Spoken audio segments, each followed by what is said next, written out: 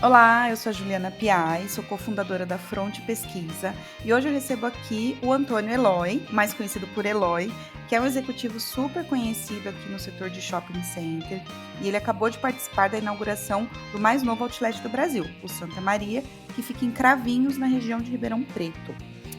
Vocês devem estar acompanhando que a gente também fez um estudo recente para a Abrace sobre o setor de outlets no país. Então, eu estou super animada aqui para me aprofundar nesse assunto, para conversar mais um pouquinho sobre o caso prático de Santa Maria com o Eloy. Eloy, seja muito bem-vindo.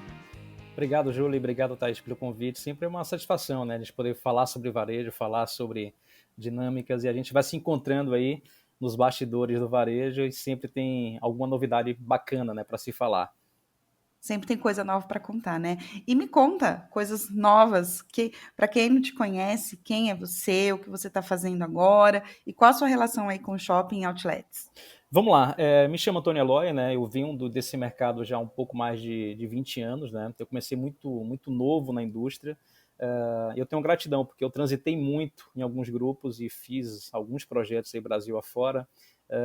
E nessas últimas 2 décadas aí, a gente vem desenvolvendo algumas soluções dedicadas à temática, né? Então eu pude passar aí por alguns projetos, né? São Paulo, interior de São Paulo, região do Amazonas, região de Minas. E essa dinâmica toda, tive a oportunidade de fazer uma implantação fora do Brasil, em Angola, na ocasião. E você soma isso tudo, né? Teve um momento que o lado empreendedorismo do executivo ele fala mais alto. Foi quando, alguns anos atrás, a gente resolveu unir competências e montamos uma empresa voltada para dar soluções para o mercado. Essa empresa existe, que é a Move. E, recentemente, um novo projeto, que é a Lojas Soluções e Negócios, onde a gente faz planejamento, desenvolvimento e implantação de centros comerciais, né? Shoppings, strip malls, outlets, enfim. A gente fez recentemente a implantação do projeto na região de Cravinhos, Ribeirão Preto, que é o Santa Maria Outlet. Um projeto lindo, projeto de 20 mil de ABL, um projeto que já nasceu vencedor, 90% locado. É engraçado falar isso, Júlio, porque essa região, especificamente esse recorte no mapa geográfico do Brasil, é uma região extremamente acirrada de competição para varejo, né? Você tem 3 grandes grupos empreendedores, com anos de experiência, com shoppings maturados nessas praças, inclusive trabalhando dois grandes operadores que trabalham, inclusive, com o segmento mais premium do mercado, e que ditam, né, bastante tendências nesses últimos anos. E ainda assim tem a oportunidade de brotar um novo grupo empreendedor, fazendo um trabalho excepcional para o mercado, uma obra impecável, linda, vencedora, extremamente bem locada, bem equilibrada, um tênis mix vencedor, e que está aí, né? Tem pouco menos de 10 dias de nascido, vamos chamar assim. Esse nascedor aconteceu recentemente, mas um case de sucesso. Então, a gente está acompanhando muito disso no mercado, né? De como a gente está identificando novas oportunidades em terrenos que já estão sendo trabalhados por outros grupos, diferentes grupos, mas que ainda assim tem lacunas de possibilidade da gente desenvolver coisas novas. Eloy, você falou de coisas novas e é justamente uma das minhas perguntas aqui. Você trabalha com shopping e outlets, né? Você tem uma visão ampla aí dos dois mercados que são muito próximos, mas a gente sabe que são diferentes, né? Eles são, ouso dizer que são complementares. A gente falou muito sobre isso na pesquisa da Abrace, que são segmentos complementares, né? Você acha que tem espaço para mais crescimento, tem espaço para mais outlet, tem espaço para mais shopping no Brasil? Como que você vê esse desenvolvimento? Olha, Júlia, eu acho que espaço sempre vai existir, né? Eu acho que a gente está passando por um momento onde ficam os bons operadores, os bons projetos, né? Hum. Falar que é o fim, né, e se fala muito ultimamente, né, pô, é o fim da era de shopping center, eu não acredito nisso. Eu acho que é um processo de evolução, de transformação. Se a gente faz uma analogia com a natureza, a gente está se transformando isso, né? O mercado está se evoluindo e vem evoluindo ao longo desses últimos anos. Se a gente pega hoje, você pega um dado de Abraço, por exemplo, a gente tem um pouco mais de 600 shoppings hoje no mercado Brasil, associados à Associação Brasileira de Shopping Center, que é a Abraço. E você olha o mercado de outlets no país hoje, em torno de 17 operações, ela é muito iniciante. O mercado de outlets no Brasil começou há 15 anos atrás. Então é uma operação muito Sim. recente, né? A gente tem infinitamente menos ABL no mercado de outlets comparado ao mercado de shopping centers tradicionais que a gente já conhece. E nem por isso a gente está fazendo com que o mercado ainda continue avançando, né? Quantas expansões e quantos greenfields estão pintando nesses últimos 2 anos, pelo menos anunciados. Então você tem projetos aí na região de Baixada Santista, você tem projetos em Brasília, você tem projetos em São Paulo capital, você tem outras praças recebendo greenfields ou sendo anunciados greenfields, o que é bacana, ou seja, o mercado está em ebulição, sim, mas o que cabe é um olhar diferenciado. Grupos que estão querendo fazer novas propostas, e aí cabe muito, nesse caso, um olhar que vem desde a estruturação da relação com o lojista, da relação de como a gente reinventa esse ecossistema, de como a gente transforma e dá ressignificação ao processo da jornada do consumidor nesse processo de compra. Eu sempre acreditei que a compra, a efetivação da compra, ela é consequência desse processo como todo.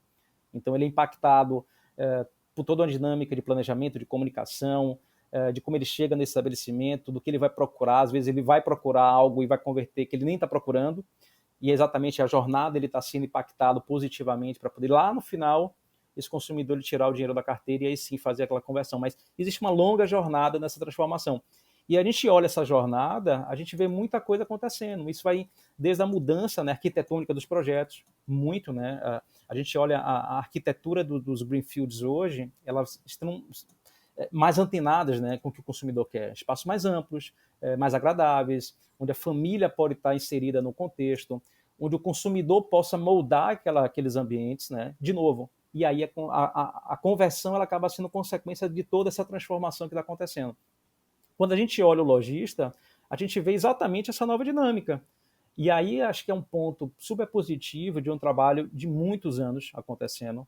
E aí todo louvor às associações que fazem um trabalho digno, né, de curadoria, de orquestrar isso, seja para as associações voltadas para shopping center, para strip mall, para as franquias. Né? A BF, por exemplo, faz um processo extraordinário nos últimos anos de como qualificar essas operações, né? De transformar esse segmento em operações mais rentáveis, operações que tenham consistência para poder perdurar dentro de um ambiente varejista, que é um ambiente muito dinâmico, né? De muito movimento, de altos e baixos. A gente é muito sensível a várias variações, né? A variação econômica, a variação política, a própria evolução da tecnologia ultimamente sendo falada, né? Agora com o adendo da questão de inteligência artificial, muito da questão da transformação dos e-commerces. Então, tudo isso dentro de um caldeirão, a gente tem um processo de transformação em pauta constantemente. E aí eu volto à pergunta que você faz, que você coloca na mesa, eu acho que cabe no momento que a gente começa, cabe novos projetos, no momento que a gente começa a entender todas essas lacunas que estão acontecendo simultaneamente. Eloy, você me pergunta, Eloy, tem uma dinâmica, tem uma metodologia? Eu acho que a gente parte de uma metodologia, mas a gente transforma essa metodologia projeto a projeto, região a região, grupo empreendedor a grupo empreendedor, e aí brota-se novas dinâmicas de mercado. Eu acho que o segredo do que está acontecendo hoje é que a gente tem uma dispersão de conhecimento muito grande. O que talvez seja o grande boom do mercado hoje no Brasil, que a gente não está conhecendo ainda, a gente vai começar a entender essa dinâmica mais à frente, que é no momento que um mundo de executivos, que estava blindado a pequenos grupos, mas pequenos grupos altamente dominantes desse mercado, começam a disseminar esse conhecimento e começam a formar novos núcleos de capacitação para planejamento, para desenvolvimento, para comercialização, para gestão, seja ele de shopping centers, seja ele de outlets, seja ele de strip mall, seja ele de multifuncionais, seja qual for a modelagem. Então, aí eu acho que a gente começa a ter, de novo, uma reeducação ou talvez uma transformação desse segmento que ele está em constante evolução. Eloy, deixa eu. Tem muitas coisas que você falou aqui que eu acho que a gente precisa entrar um pouco a fundo, né? Mas eu queria voltar, né, em uma das suas primeiras falas que foi: vocês estão planejando novos empreendimentos em locais que já são locais concorridos. E isso, a princípio, pode parecer um contrassenso. Você vai investir num lugar que já está super saturado, entre muitas aspas, aí, ao invés de buscar locais que não estão não tão plenamente atendidos, qual que é o pulo do gato para você conseguir construir um empreendimento de sucesso, com um planejamento sólido, consistente, num lugar que teoricamente já está, teoricamente não, um lugar que já está, já é concorrido, já tem bastante serviço parecido? A gente não faz, a gente não está no a gente não tá num segmento por sorte, né? Ninguém trabalha com sorte dentro do varejo, porque varejo é altamente inconstante. Eu acho que o ponto crucial disso é ter um bom planejamento. E para ter um bom planejamento, a gente precisa ter uma boa calibragem de pesquisa de mercado, por exemplo. Nada se faz no montante que é investido sem ter uma calibragem de pesquisa para entender se aquela estrutura, aquela micro-região, aquele site que está sendo estudado tem possibilidade de ter um projeto que absorva esse volume de vendas para poder aquele projeto se manter ativo e bem de forma saudável. A gente olha o novo projeto na região de Ribeirão Preto, Cravinhos, por exemplo, agora, é uma lacuna, é algo, um detalhe que está no mercado Brasil, naquela micro-região, que comporta, que tem recurso, que tem um perfil socioeconômico interessantíssimo, que cabe uma estrutura desse formato. Mas cabe em todos os pontos que tem ainda uma concorrência acirrada, interroga-se. Para isso, a gente tem que ter, de novo, um bom planejamento, uma boa pesquisa de mercado, uma recalibragem para isso. Quando a gente entra no processo de outlet, por exemplo, a gente tem uma transformação em função do perfil de quem está lá dentro. Se a gente está no mercado de shopping center, a gente tem um perfil, na boa parte dessa ocupação, de lojistas que são franqueados de alguma marca. O segmento de outlet é ao contrário, né? Você tem naturalmente um ou outro que vai ser o franqueado, alimentação em alguns momentos, mas você tem a grande maioria que são detentores daquelas marcas que ali estão. Então, há uma mudança no processo de negociação. O que isso faz com que a gente tenha, talvez, um caminho a ser seguido, ou um caminho que está despertando uma curiosidade de que projetos que estão extremamente implementados e tem grandes outlets no Brasil performando super bem. Projetos que estão fazendo expansões, projetos que estão pensando em novas expansões, projetos que estão surgindo. E quando a gente olha isso, a gente vê que há uma dinâmica acontecendo por trás dessas marcas talvez olharem o mercado e falar, opa, em tal região, em tal local desse mapa Brasil, nos interessa ter unidades pensando no formato de outlet. Então, a gente começa a pensar talvez no modelo de BTS, entre aspas, na visão do detentor da marca que tem interesse naquelas novas regiões, e aí partem dos grupos empreendedores olhar, opa, eu tenho um terreno, faz sentido, eu estou no eixo fora o grande centro da cidade, eu estou um deslocamento de 15, 30 km desse ponto, então começa a fazer sentido para os novos projetos. Então, eu acho que cabe no momento que a gente tem essa avaliação desse mercado. Então, tem dinâmicas, tem de várias dinâmicas, né? Tem projetos que você vai ter uma dificuldade em tempo maior de maturação, tem projetos que você vai ter uma dinâmica maior de suplementação numa fase inicial até ele entrar numa curva de maturação, mas espaço eu acho que tem, né? Como a gente tem espaço hoje, por exemplo, da entrada dos strip malls, né? O que a gente está vendo acontecer nos últimos 4, 5 anos especificamente é um boom extraordinário de strip. Por quê? Os grandes bolsões de capitais do Brasil já estão extremamente bem servidos com os modelos tradicionais de shopping centers. Comprar terreno, e quando se acha terreno ainda em grandes proporções nesses grandes eixos urbanos, são terrenos extremamente caros, então essa conta acaba sendo inviável no ponto de vista do empreendedor para rodar esse projeto. Mas terrenos de pequeno, médio porte que caibam lá, strip malls, com suas 30, 40, 50 operações, opa, isso ainda existe. E aí você tem outra modelagem que é o consumo daquela micro-região. Então, eu acho que espaço sempre vai ter, se a gente tiver, de novo, um ponto de atenção no que o mercado está atendendo. Então, eu acho que ouvir o mercado nunca foi tão na mesa esse tema, de como a gente construir junto, co-criar junto, né? Co-criar no lado do empreendedor que está injetando dinheiro, está fazendo o negócio acontecer, porque o sonho, na hora que ele entra ele rabisca o papel, ele já começa a consumir. Ele vai consumir, ele vai ter que contratar uma equipe especializada, ele vai contratar uma equipe que vai fazer o planejamento, uma equipe que vai fazer a pesquisa de mercado, uma equipe que vai estruturar a modelagem jurídica, comercial daquele novo projeto, e aí a gente entra numa curva de querer realizar. E tem muito grupo empreendedor no Brasil hoje se juntando ou juntando competências com o interesse de fazer novos projetos diferenciados.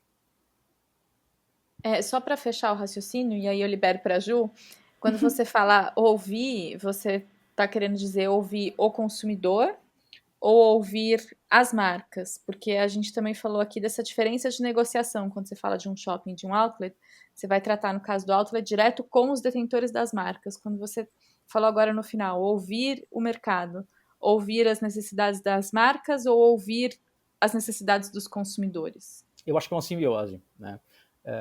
Quem frequenta é o consumidor, mas quem opera é o lojista. Então, essa simbiose ela precisa estar muito bem casada. Se a gente não tem um espaço agradável para que essa família possa ter uma jornada bacana de ponta a ponta, essa venda não acontece no processo. Se essa venda não acontece, o lojista não performa. Se ele não performa, não tem por que ele estar com um ponto comercial ativo. Então, e aí não tem um projeto. Então, uma coisa vai puxando a outra, vai interligando. Então, eu acho que escutar, a gente tem que ter um carinho muito grande. Eu gosto muito da palavra acolhimento. Eu acho que o varejo, sem acolhimento, ele não roda. E é uma palavra tão bonita essa para o nosso segmento, porque a gente fala de vários pontos aqui, né? Do lado afetivo, da sororidade, né? De se colocar no lugar do outro, do operador, por essas dinâmicas que acontecem no dia a dia. Mas se a gente não acolhe o lojista, o consumidor, o fornecedor, e do outro lado, o lojista, o fornecedor, o consumidor também acolhe o empreendedor de shopping center ou de outlet, seja lá qual for a modelagem que a gente está colocando na discussão, esse processo tende a ter ruídos, o que não é bacana para o segmento. Então a gente talvez esteja num momento muito crucial agora de estar mais aberto a esse diálogo, né? De entender, de ver as dinâmicas. O mercado mudou, né? O mercado de ancoragem, por exemplo, mudou muito nos últimos anos. Então, o que a gente desenhava em planta comercial de áreas hoje de 2, 3, 4 mil de ABL para uma ancoragem, talvez hoje o mercado não suporte mais isso. Tem outras dinâmicas, né? Melhorou o processo de logística, melhorou muito o processo de tecnologia para reposição de produtos. Então, as áreas são mais compactas, porém performam o tão bem quanto ou mais do que no passado, a depender das novas modelagens, e a gente tem as novas dinâmicas acontecendo no mercado. Então, acho que o discurso, de novo, ele é muito constante, né? Do acolher e do dialogar. Ouvir muito o consumidor, né? O que a gente está vendo dos novos projetos, seja de shopping, de outlet, exatamente modelagens que o time de arquitetura, por exemplo, está ouvindo essas transformações, está percebendo no mercado, está remodelando isso com base de dados, e é interessante, né? Porque dado todo mundo tem, ou boa parte tem, mas dado por dado vai ser meramente um dado de mercado. Essa grande Como você falou, sacada... todo mundo tem, né? Então, a grande sacada de ter um dado fidedigno é como trabalhar esse dado para virar informação. Trabalhar essa informação e virar estratégia. Trabalhar a estratégia e virar negócio. Então, são dinâmicas completamente diferentes. Por isso que aí vem o processo todo, né? De ter gente boa, pensando diferente, pensando com o mesmo viés do grupo empreendedor, pensando com o viés do olhar do cliente, pensando no viés do olhar do lojista, do viés do fornecedor, e tudo isso junto, a gente começa a ter uma nova dinâmica dentro do nosso mercado.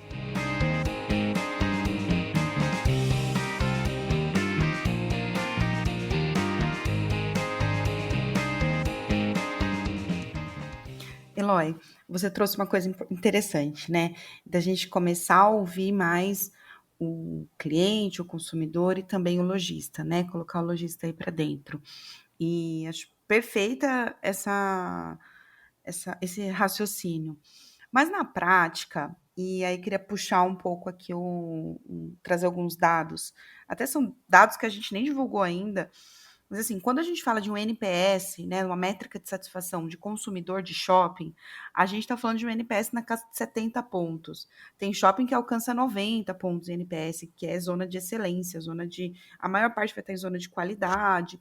Então, assim, quando eu falo do ponto de vista do consumidor, normalmente a gente fala de NPS melhores, NPS melhor, né, de métricas melhores. Quando a gente fala de lojista, o NPS lojista normalmente é muito baixo. Então, assim, na prática, o que você acha que leva esse distanciamento? Júlia, eu acho que de certa forma tem um lado cultural disso, tá? A gente viveu por muito tempo no mercado onde o lojista batia na porta do shopping e entrava numa lista de espera para poder colocar a sua loja. A gente não tinha oferta de empreendimentos. Isso fez com que a gente criasse, de certa forma, um certo distanciamento em alguns momentos, de que, olha, não preciso de você agora porque eu estou realmente com o mall 100%, eu não tenho vacância. Só que o mercado, na hora que ele começa a se transformar e a gente começa a entender que a gente tem uma região continental no mercado Brasil, e brotou-se muito projeto nos últimos 15, 20 anos, a gente deu uma potência absurda em função de novas áreas, né? Novos espaços comerciais. Isso fez com que o processo começasse a inverter. O empreendedor que até então esperava e tinha uma lista de espera, ele passou a bater na porta dos interessados a entrar dentro dos projetos. E a gente não produz novos lojistas interessados numa velocidade para poder suprir a tamanha vacância que a gente tem em alguns pontos. Né? Vacância sempre foi um desafio, né? De novo, não pelo segmento, mas pelo contexto que o segmento é envolvido. Né? Qualquer manobra socioeconômica política, a gente acaba sendo impactado. E agora com mais coisas acontecendo, com a própria tecnologia, enfim. Então a gente está se ressignificando nesse processo. Eu acho que a escuta ela sempre existiu. Talvez agora a gente precise olhar com mais calma, com mais cautela, porque da mesma forma que todo mundo está querendo que você tenha um mall extremamente locado, todo mundo está fazendo isso simultaneamente com os mesmos operadores. Então a gente não produz novas marcas nessa velocidade. A gente vai bater na porta dos mesmos detentores de marca à medida que novos projetos vão surgindo. O que cabe nessa relação é identificar quais são os franqueadores, os franqueados, na verdade, interessados em entrar nesses pontos comerciais que estão surgindo.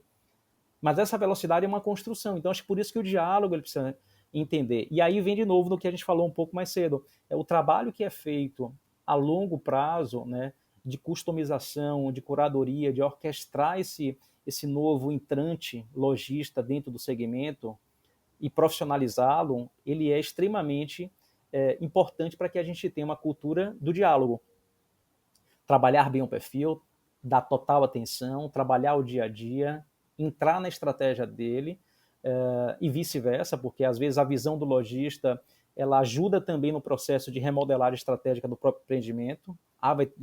Sem dúvida nenhuma, vai existir em alguns momentos questionamentos que são pulverizados por algumas outras marcas com o mesmo tema. Então, no momento que a gente abre esse discurso, a gente está aberto a uma transformação. E essa transformação está acontecendo. A gente está começando a entender de que, o mercado ele tá querendo se moldar a um novo perfil de consumidor, a um novo perfil de lojista, do que a gente não tinha nos últimos 15, 20 anos. Então, acho que esse processo é um processo de evolução. Eu, do lado de cá, né, do ponto de vista do pesquisador, sabe o que eu acabo vendo muito, assim, nessa relação? Quando a gente está falando de consumidor, a gente ouve muito e a gente dá muito feedback, né, para o consumidor final. E para o lojista, tem uma coisa aí tem um atrito que é inerente à relação, que é a negociação comercial, que acaba trazendo essa satisfação, essa relação um pouco para níveis não tão satisfatórios para todo mundo, né? Na prática, quem está vendendo bem, está bem. Quem não está vendendo bem, não avalia bem. Então, você tem essa questão. Mas o que eu tenho visto, que se fala muito dessa questão de negociação, né, lojista e... Negociação não, relação lojista e empreendedor, é que para além da negociação comercial, os grupos hoje têm tido posturas mais transparentes, têm melhorado um pouco mais essa postura com o lojista. E como você falou, é necessário, né? Hoje o empreendedor precisa bater na porta do lojista, né? Não é o lojista que está fazendo fila hoje. Então, acho que essa questão da negociação comercial é realmente mais dura, é mais doída para o varejista, mas quando a gente fala que começa a se ter mais transparência, acho que eu vejo uma perspectiva de melhoria aí nessa relação, nessa troca, né? Eu sou do mesmo viés, e tem uma coisa interessante, por exemplo, que a gente não falou, que é o volume de executivos dentro do varejo, que trabalhou sempre do outro lado da mesa, né, como superintendentes, gestores, enfim, diretorias, VPs e tal, e passaram a ter uma convivência nesse momento também de empreendedores do lado do lojista. Então ele Sim. passa a sentir também dos dois lados. Poxa, no momento que eu estava gerindo o projeto, eu tinha uma visão que era uma visão do empreendedor. Na hora que eu passo também a ser investidor, empreendedor dentro do varejo, eu passo também a sentir essas dores. E esse processo é tão dinâmico, né? Hoje eu estou empreendendo, amanhã eu estou virando lojista, depois eu estou virando de novo gestor de projetos.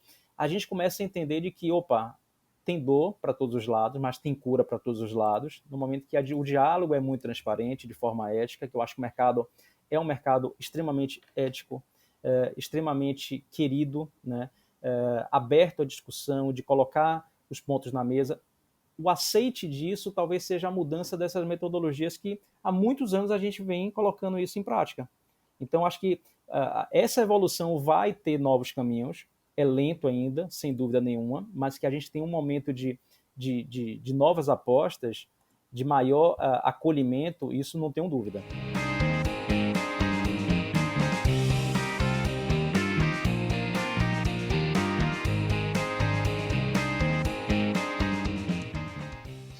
Eloy, a gente tá falando bastante assunto, né? E eu não quero perder algumas coisas que ficaram para trás. Em algum momento você falou assim, o Santa Maria já nasce um projeto vencedor, né? E você falou que ele tem 90% de ocupação, mas a que você atribui isso, esse sucesso, né? Esse sucesso inicial que vocês estão enxergando aí? Por que você fala que é um projeto vencedor? Olha, a gente não tem números desse tamanho, né, dessa proporção, das últimas inaugurações que ocorreram no país. 20 de novembro esse projeto abriu ao público, ele já tinha 90% locado, né? Esse residual são contratos que estão em trâmite de mesa agora, em fase final, para poder ser feita exatamente a assinatura. Então, o que eu vejo muito é que houve um cuidado muito grande do grupo empreendedor, primeiro que conhece bem a região, né? É um grupo local, um grupo que conhece extremamente bem a região, que desenvolve vários projetos na região. Então, ele tem um conhecimento de como é o perfil socioeconômico, de como é o perfil do consumidor daquela praça. Por isso que é interessante, né? Como você coloca um projeto novo numa praça que já tem 3 grandes operadores trabalhando e, de repente, opa, tem algo novo e ainda assim tem aceite no mercado. Dá para replicar para todo mundo? Não, a gente falou isso lá atrás. Mas eu acho que quando a gente tem a vivência na praça onde a gente atua, de novo, embasado por uma pesquisa bacana, com um planejamento interessante, e reunir um time de competência para esse projeto dar certo, eu acho que a probabilidade de ter falhas ela é muito curta. Então, na hora que a gente fala que o projeto está extremamente bem locado, é porque ele está extremamente bem locado, ele é o sucesso porque tem uma garantia por parte das marcas de que, opa, a gente está lá e está com vocês e vamos chancelar essa parceria. Desde a abertura desse projeto, várias marcas e vêm se mantendo assim como umas melhores performances de venda no Brasil. Isso é um dado interessantíssimo. De novo, Muito, como muito é que a gente... interessante. E aí, tudo bem que a gente tem um momento bem atípico, né? Esse projeto ele abriu em um momento que a gente tem praticamente que 3 natais. É uma abertura, depois a semana seguinte ele pegou uma Black Friday, e ele está Black pegando Friday e todo o Natal Natal. agora. E você tem outras levadas de marcas que estão chegando nesse projeto e que vão selar totalmente um processo de curadoria de muita excelência, né? Aí você tem toda uma excelência, talvez, atrelada a um projeto de arquitetura diferenciado, a jornada do consumidor, de como foi desenvolvido o projeto, muito calibrado com as novas tendências, de como a modelagem dos formatos dessas lojas foram desenhados olhando a dinâmica desse novo lojista, né, do que essas marcas querem para poder performar bem dentro daqueles novos projetos, de como a jornada da família dentro do projeto ela pode ser a melhor possível. Então, se a gente olhar só o outlet como ponto de venda, de transformação do consumo, quando a pessoa visita, a gente começou a colocar, por exemplo, o entretenimento muito forte. Então, ele inaugurou com uma exposição super inédita na região, ele veio com um parque a céu aberto, fixo, extremamente agradável para que a família pudesse estar lá tramitando durante o dia todo. Então, tem um DNA muito específico para aquela região que talvez, opa, eu não vejo isso porque eu não conheço, eu passo a adotar no meu dia a dia porque é interessante. Então, essa junção de competências dentro do projeto faz com que ele tenha um grande sucesso. Eloy, você falou sobre arquitetura, o projeto arquitetônico ser bem diferente. O que ele tem de diferente? Assim, conta pra gente. Nunca fui lá, conversei bastante com o pessoal do grupo, mas não fui ainda, né? Não fui na inauguração e não fui depois. O que ele tem de diferente? Olha, eu sou meio que, enfim, suspeito para falar, mas acho o projeto lindo. Eu acho que a gente tem um projeto, o Santa Maria ele tem um projeto de paisagismo muito agradável, de primeira mão. Ele tem uma qualidade de obra que foi entregue realmente extremamente bem feito, bem entregue para o público, tá? A gente tem a questão do sanitário, do espaço família hoje, são padrões shopping center, tá? A gente está falando de um open mall, a céu aberto, naturalmente, mas com estrutura de shopping center em vários pontos de contato. Tem toda a utilização de inteligência artificial com mapeamento por monitores que mapeiam todo o mall em função de termográficos para poder entender zonas quentes, mais frias, dentro da estrutura do projeto. Isso faz com que o projeto seja um projeto mais inteligente, ou seja, dá viés de merchandise, dá viés de oportunidade de marcas. Eu tenho concentração de mais pessoas em tais zonas, onde pode ter um estímulo para eventos, para até pontos de ativação, né, dentro do cenário. Então, eu acho que ele já nasce muito tecnológico. Não é talvez não seja uma característica específica desse projeto, mas uma tendência que vai ser colocada em prática. A gente tem muita coisa chegando de tecnologia no mercado. Naturalmente, quem já está 20, 30, 40 anos no mercado está começando a inserir isso no seu contexto, para vir os novos formatos. Quem está surgindo agora já está absorvendo isso no seu DNA. Então faz com que a gente tenha uma operação mais dinâmica, mais leve, mais rápida, mais célere. Então ele já nasce com diferenciais interessantíssimos, que acho que fortalece a relação. E, de novo, no final das contas, o projeto é bom ou não é quando ele é vendedor. Então, na visão do lojista, ele está preocupado em performance de vendas. Quando é que ele vende o metro quadrado? Performou? Vamos nessa. Deixa eu aproveitar um outro gancho que você deixou aqui, Eloy. Você falou que vocês investiram bastante, no caso do Santa Maria, em entretenimento. E aí eu queria te perguntar o seguinte, tem diferença quando a gente pensa em entretenimento para shopping center e entretenimento para outlet? Eu acho que tem, Thaís, no momento que a gente tem áreas reduzidas para esse tipo de projeto, né? A gente, os modelos de outlets, eles não estão hoje desenhados com grandes áreas cobertas, por exemplo, para ser grandes praças de eventos, né? Tem bolsões cobertos em alguns pontos, onde você consegue aproveitar isso e fazer uma escala de projetos ao longo do ano com atividades voltadas para entretenimento de família, né? Ou uso de alguma loja que temporariamente esteja ainda em fase de trâmite contratual, de você colocar uma atração. Foi feito, por exemplo, lá no Santa Maria Outlet agora, com a entrada do Van Gogh, por exemplo. Exposição super querida no Brasil como todo, sucesso, um case de sucesso de arrecadação, e de forma inédita surgindo naquela região de Ribeirão Preto e Cravinhos. Um case de novo. Pré-venda, super aquecida, as pessoas conhecendo. Claro que isso também é um gatilho natural, ou seja, a família vai porque vai no entretenimento e acaba também conhecendo toda a estrutura, conhecendo as oportunidades que tem ali, mas a modelagem dentro do outlet, comparado a um shopping center, você tem mais áreas de bolsões, onde você pode, no dia a dia, enriquecer com projetos, quando, na verdade, dentro do segmento de outlet, você tem uma carência em função disso. Você tem algumas áreas adaptadas naturalmente, mas que você tem tem que fazer algumas adaptações para que isso possa rodar e rodar bem.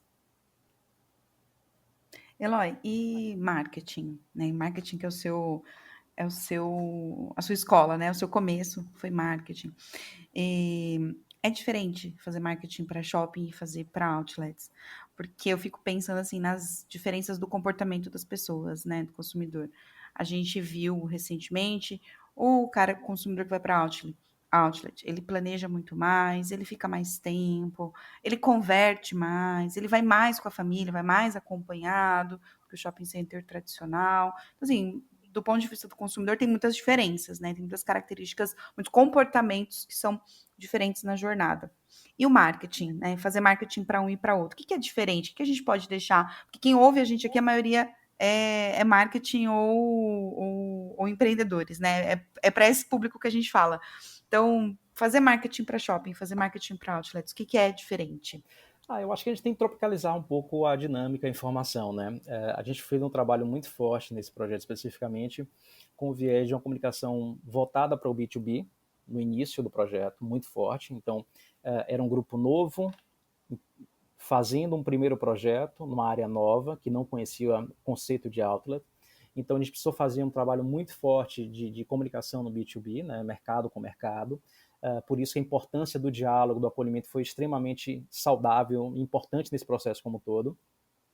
Em algum determinado momento, na pré-abertura, vamos chamar assim, que a gente está no processo do pré-op, né, do pré-operacional, a gente começar a abrir essa comunicação mais à frente com o consumidor.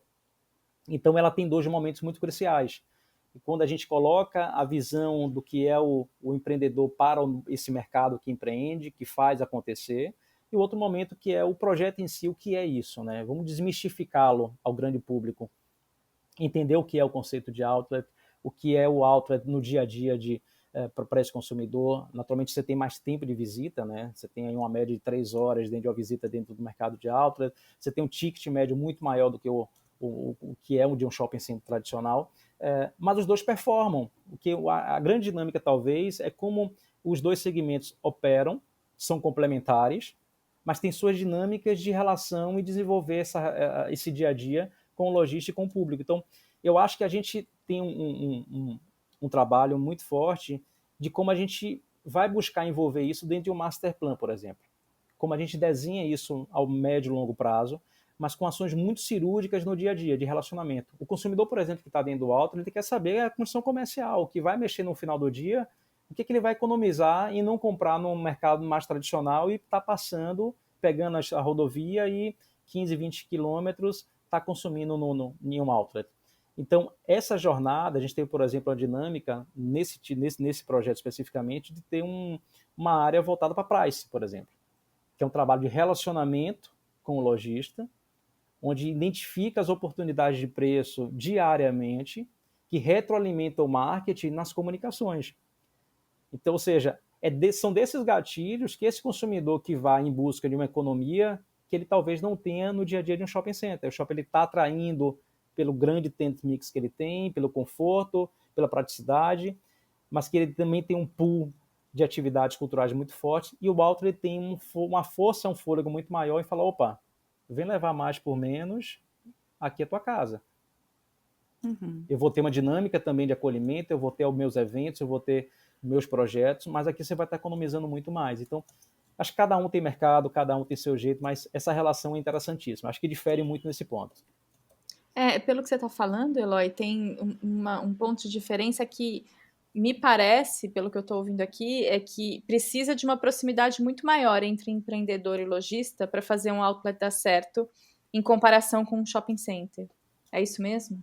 Sem dúvida, até porque o modelo é muito embasado contratual em função de aluguel percentual. Então, o maior interessado desse lojista a performar é o próprio empreendedor. Quanto mais ele vende, maior arrecadação, melhor resultado desse projeto, no final das contas. Então, essa relação, se ela não estiver muito afiada, e aí, de novo, o acolhimento dessa equipe, de envolver o lojista, de entender qual é a dinâmica dele. Você vê a loucura, por exemplo, que a gente está passando, acabou de passar agora, né, o mercado como um todo, principalmente o mercado de outlet, entra numa Black Friday, o conceito já é oferecer menos, e entrar ainda numa dinâmica de black, onde você tenta ainda tirar uma boa parcela daquele valor para poder justificar que você está entrando. E o mercado se autorregula, né? Ele tem seus espaços. E nem por isso o mercado de shopping, o público não deixou de consumir no shopping center, ou no e-commerce, ou no comércio de rua, não. Está todo mundo performando, todo mundo operando.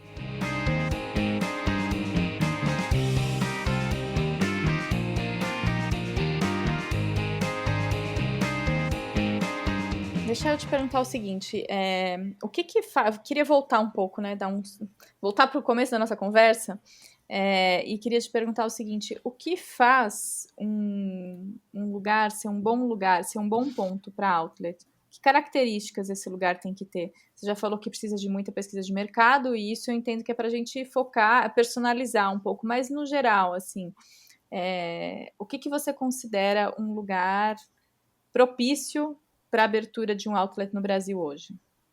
Olha, a gente tem que olhar se tem capacidade e fôlego financeiro desse público absorver esse novo projeto, né? Se a gente entende que uma região é uma localidade que não tem viés comercial, o comércio de rua é muito forte e que não tem mais abertura para poder entrar um projeto desse, naturalmente esse projeto é fadado a não sair do papel, né? E existem vários e diversos projetos em estudo, em planejamento, que não estão saindo do papel exatamente quando chega numa fase de que o investimento é muito maior do que eu vou ter de retorno, ele acaba sendo engessado. Naquele momento, ele pode até voltar em outro momento, quando aquele entorno passa a ser mais próspero. Acho que a localização é fundamental, a gente precisa ter vias extremamente irrigadas, né, de fluxo. Sem isso, para esse tipo de formato de projeto, a gente tende a ter uma dinâmica mais crítica, então precisa ter uma rodovia à frente muito bem oxigenada a todo instante. A gente tem que ter um bolsão de cidade no entorno, pensando no trabalhador que vai operar nas lojas, são funcionários, precisa ter todo um conforto, uma logística para poder reabastecer isso é fundamental. Não adianta a gente pensar, eu tenho um terreno maravilhoso, mas ele está a 45 km de distância e não tem nada no entorno. Como é que a gente opera um troço desse sem pensar que existe 1.000, 2.000, 3.000 pessoas que vão trabalhar diariamente ali?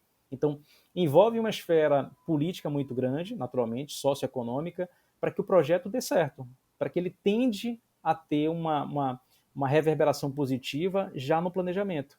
Então, a localização, o socioeconômico, o perfil demográfico, a qualidade técnica da concorrência instalada dentro do projeto, isso fala muito por si, né? Ou seja, você pega Ribeirão de novo, você tem 3 grandes projetos lindos, performados, anos de mercado, e ainda brota um novo, ainda consegue fazer excelente locação, ou seja, a região é propícia para que tenha um investimento desse porte.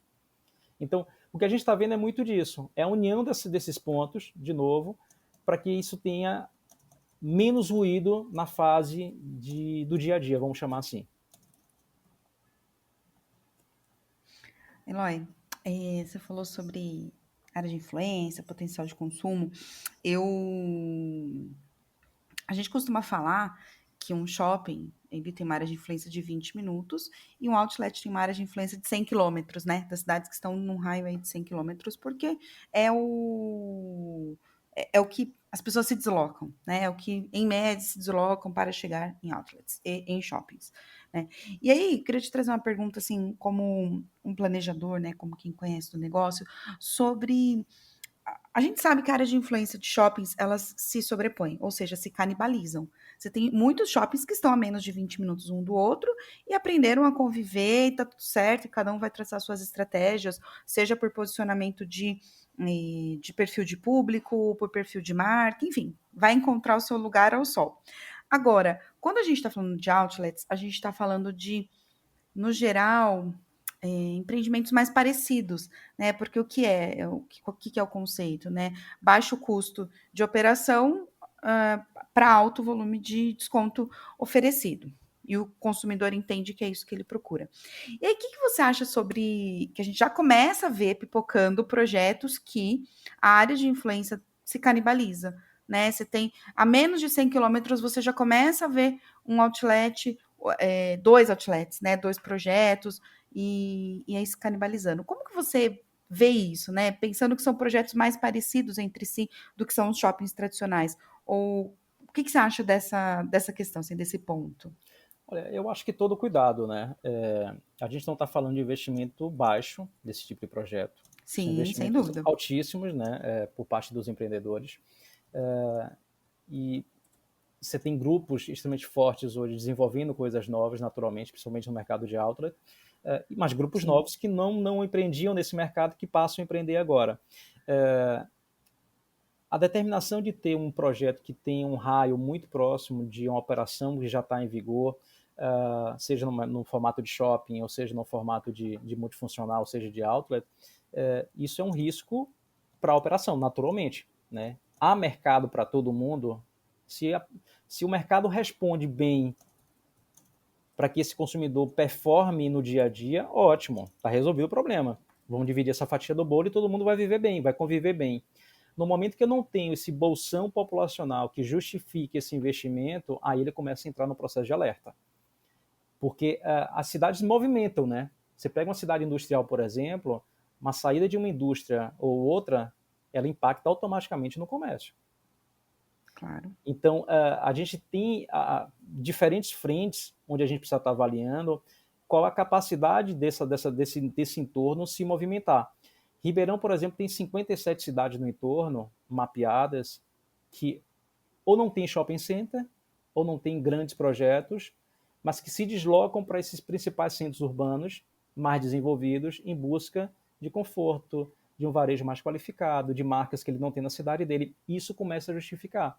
Então, se eu tenho também um entorno muito forte de cidades circunvizinhas, de que não tem ou está desprovido naquele momento de algo mais qualificado, ou de marcas que ali não tem, e eu passe a absorver isso para esse consumidor, opa, já é um ponto interessantíssimo de começar a entender. Ali tem um viés comercial que pode dar uma liga comercial, que pode fazer sentido para aquele tipo de projeto. O que a gente está vendo hoje nos grandes centros, capitais, por exemplo, e capital é muito mais comum isso, né? Você pega capitais no Brasil, você tem de fato projetos que estão a 3, 4 km de distância. E ainda assim performam. O que está mudando de um para o outro é a relação que esses shoppings têm construído no dia a dia. Vem construindo no dia a dia e tem uma relação já de muitos anos. E aí vem uma competição de quem é melhor no que faz, né? Em função dos projetos, em função da qualidade da acessibilidade, em função da diferenciação das marcas que ali estão. Eu acho que essa conjuntura é que determina o sucesso ou não desse projeto. Minha dúvida, eu acho que, para mim, a dúvida que fica é exatamente essa diferenciação, como que os outlets vão fazer, né? Num momento que a gente está falando de, como você pontuou lá atrás, de escassez de lojista, o outlet, ele tem uma Nike, o outro também tem. Tem uma, sei lá, qualquer marca aí, o outro também tem. Então, essa para mim é a dúvida que fica, né? No segmento de outlets. No de shopping, a gente já viu por N casos que eles vão se diferenciar. Né, mas a nossa base é maior também, a nossa base é de 600 entrevistas, não, são 600 shoppings tradicionais que a gente tem para poder comparar. Os outlets são 17 ainda. Mas acho que fica aí essa preocupação, né? Esse ponto para a gente ver o que vai acontecer, né? Que diferenciação esses centros vão encontrar.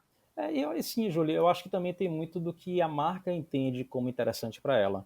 Né? De novo, se a gente tem aí uma reunião de 50, 60, 70 marcas, na visão da marca, né, detentora do processo, de que, opa, aquela região faz sentido para mim, ela vai colocar o projeto. De novo, parece um BTS, né? Quem é o empreendedor que está naquela região, que tem interesse, opa, o projeto já nasce pronto, praticamente. Eu construo, já sei qual é a necessidade do lojista, já estamos assinando o contrato assinado e vão fazer a execução dele. Então, vai muito da visão. E aí, com a entrada também de muita marca nova no mercado Brasil, isso faz com que a gente tenha um processo de diferenciação também mais forte. Você pega de novo o Ribeirão, você trouxe esse case de sucesso lá. Tem muita informação, naturalmente, que cabe ao grupo empreendedor de colocar, mas, por exemplo, você vai ter a única Nike da região dentro do projeto. Você vai ter o único Bar Brahma da região no projeto. Você tem o único restaurante da Applebee's no projeto, naquela região, dentro do projeto. Então, você junta isso, opa, mas eu tenho projetos há muitos anos nessas praças e ainda assim tem lacunas de oportunidade, de coisa nova pintando. E Eló, indo para o final aqui, acho que assim, foi uma conversa super rica, a gente percorreu muitos assuntos, né, bastante coisa. E o que eu queria fechar, que eu queria trazer de última pergunta aqui para você, é para esses empreendedores que não conhecem o mercado de outlets, né, para alguns empreendedores não conhecem ou estão iniciando, como você pontuou, do grupo Pereira Alvim, né, que tá entrando aí em Santa Maria, em Cravinhos, né, com o Santa Maria, e parece estar tomando muitas decisões acertadas, né, trazendo muita coisa interessante aí para o consumidor. Mas o que você diria para empreendedores que querem investir neste mercado, esse mercado que conta só com 17 operações e que, na sua visão, tem ainda muito espaço para crescer, né? O que você diria, ou 3 grandes dicas, 3 primeiros passos, para entrar nesse mercado? Planeje, planeje, planeje. Não tem como entrar nessa brincadeira, é uma brincadeira muito cara. Fazer esse tipo de projeto são projetos caros. Os projetos têm apetite, né? Desde da concepção, desde o sonho. Na hora que bota no papel isso, ele tem uma demanda já de transpiração muito grande, de vários times diferentes, né? De arquitetura, de jurídico, de comercial, de quem está planejando, de quem vai executar, o time que vai começar a conduzir o processo como um todo. Mas sem planejamento eu não acredito que a gente tenha fluidez no processo.